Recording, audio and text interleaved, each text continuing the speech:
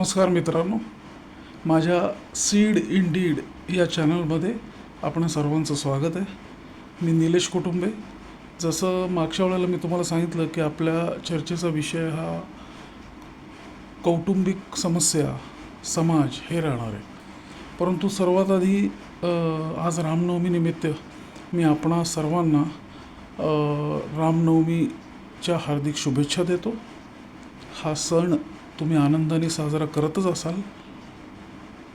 आता कुटुंबाबद्दल जर बोलायचं झालं तर सध्याची कौटुंबिक अवस्था ही अत्यंत विदारक आहे. कुटुंबामध्ये खूप समस्या डोकावत आहेत. त्याचं निदान होऊ शकत नाही आहे.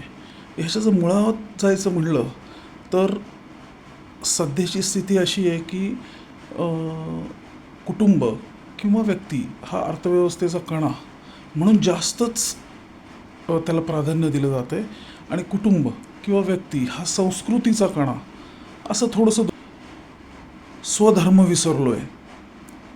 स्वधर्म म्हणजे कुठल्याही धर्माशी याचा संबंध नाही. स्वधर्म म्हणजे आपल्या ज्या काही गोष्टी आहेत, ज्या चांगल्या गोष्टी आहेत, ज्या आपण ठरवल्या आहेत, म्हणजे आपल्या दृष्टीने आपण ज्या काही गोष्टी चांगल्या त्या आपण ठरवल्या, चांगले गुण असतील, चांगल्या सवयी असतील, त्याला आपण स्वधर्म म्हणतो.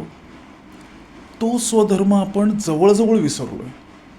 म्हणजे स्वधर्म म्हणजे ह्या लोकांचे संस्कार हे आपल्यावर आता होतच नाही आहेत, कारण सगळीकडे अर्थकारणाच्या दृष्टीने आपण बघत चाललो आहे.